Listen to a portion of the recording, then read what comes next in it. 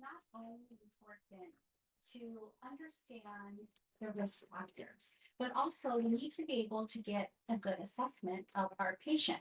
And this starts with a good cardiovascular assessment. Do you remember from health assessment the auscultation positions for the cardiac valves? And this is something that you should be in your nursing care already doing. But we're just going to put more specific um, annotations to the different cardiac valves. So we first need to remember that we have 4 cardiac to auscultate. And we don't auscultate right over the valve area, but where the projection or the transmission of sound is best heard.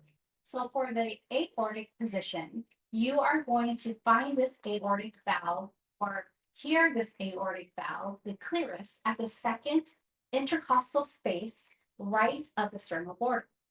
Opposite to the pulmonic valve, which is going to be the second intercostal space left of the sternal border.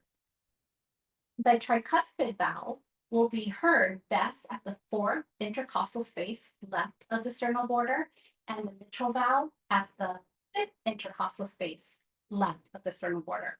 And many of us remember that the mitral valve is also synonymous with the apical pulse or the point of maximal impulse, the PMI.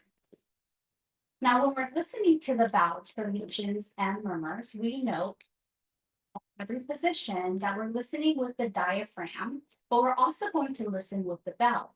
And when we listen with the bell, we are trying to hear any suspicious murmurs or secondary heart sounds or abnormal heart sounds. When we listen and we hear a systolic murmur, meaning the murmur is during the systolic cycle, most often this is alluding to aortic stenosis or mitral regurgitation.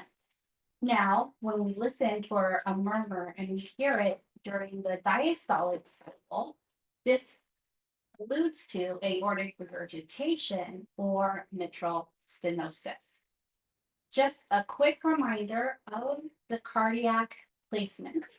And one other thing, this isn't about space, but it is something to remember for health assessment. We also listen at Erb's point, which is the area, 3rd intercostal space, third intercostal space left of the sternal border. Erb's place is where your love and your dub sound the same with the same intensity, or your S1 and your S2. If you have any further questions, I would recommend looking back into a textbook like the Jarvis Health Assessment book or Bates Health Assessment book to recall a thorough cardiovascular exam.